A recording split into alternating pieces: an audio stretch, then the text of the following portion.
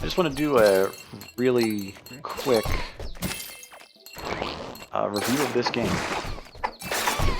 Secrets of Grindea, or Grindea, I think it's supposed to be Grindea though, is a cute little ARPG top-down semi-story mode game.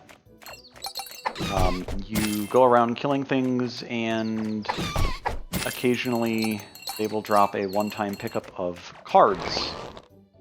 I highly recommend this game. It is quite fun. Let's see if I can find the... I haven't played it in a while, but it just released today. So I just wanted to do a quick recording. I didn't realize it was releasing today. I wasn't paying any attention. So you could collect a card for, I believe, almost every enemy. There's a bunch of enemies I haven't seen yet. And these cards are permanent passive bonuses to your character. One of the first cards that you can get, green slime, basic enemy. It just makes things float towards you. You can get things like the rabbit card, called Rabbies. Increases your speed by 3. The B card increases your shield durability, so when you hold out your shield, whoops, that's the wrong button. When you hold out your shield, you get a little health bar on the shield, and you can shield enemies, shield damage from enemies. And that's, I've got too many things going on here. Anyways, I've got a summoner character here from many years ago. This game has been in early access for quite a long time. I am going to turn down my sound effects. I am so sorry. So I've got this little lightning cloud that zaps enemies, a snowman that punches things. I've got this basic attack effect where I've got these little shadows that do, I think, like 15% damage or something, and they can crit, and they do your basic attack, just slightly delayed. Not probably the best build. I wouldn't recommend going the shadow build. Basic attacks in this game can be sometimes a little bit less valuable. The skill tree is quite interesting. So you've got crafting here where you can kind of build various things. Different shields you can build, different hats you can build. I'm just going through it real quick to not do too many spoilers. You can get pets. And by getting pets, you can feed them fish and various other things, and this increases their stats. This is all about damage. So, and it's a little pumpkin jack-o'-lantern. So, every time it levels up, it becomes harder to level up. If you go, you got like all sorts of equipment. So you got weapons and shields. You can have swords. You can have wands. You can have all sorts of different stuff here. 2 hands and 1 hands. You saw some of my arrows will electrify enemies. That's from your arrows and your attacks can electrify enemies there. Yeah, that's from this item here. The lightning glove, you can get some different hats, and it does have cosmetic slots. I know that's a feature a lot of people really like. I remember building that in my desalinated framework for Salt and Sanctuary back in the day. You have a skill tree. You have some different things that you can invest in. You have a talent tree. Well, not so much trees, but options. So, got magical, you've got melee, you've got generic.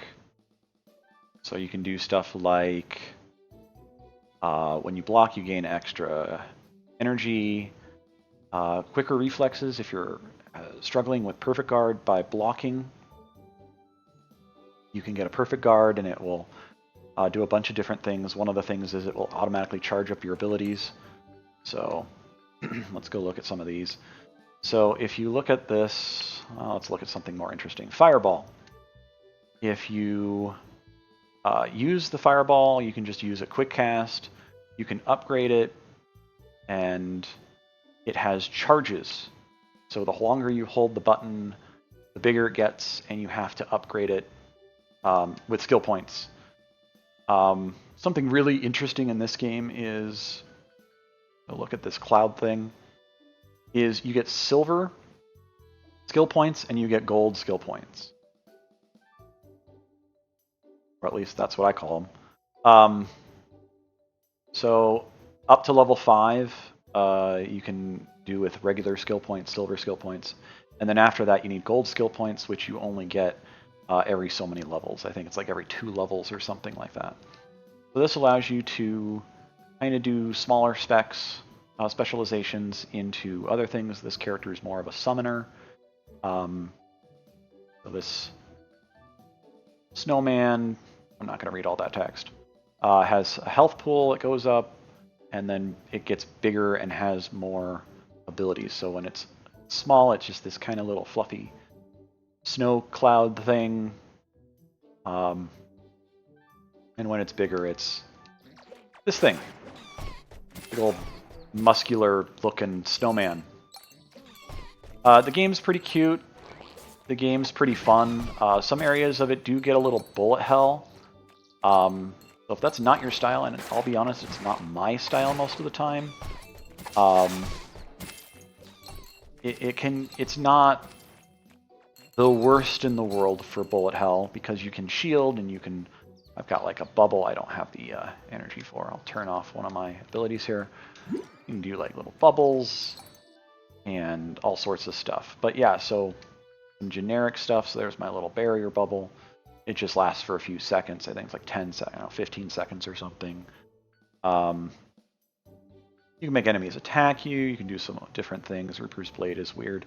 You can empower yourself with damage or speed or energy bonuses.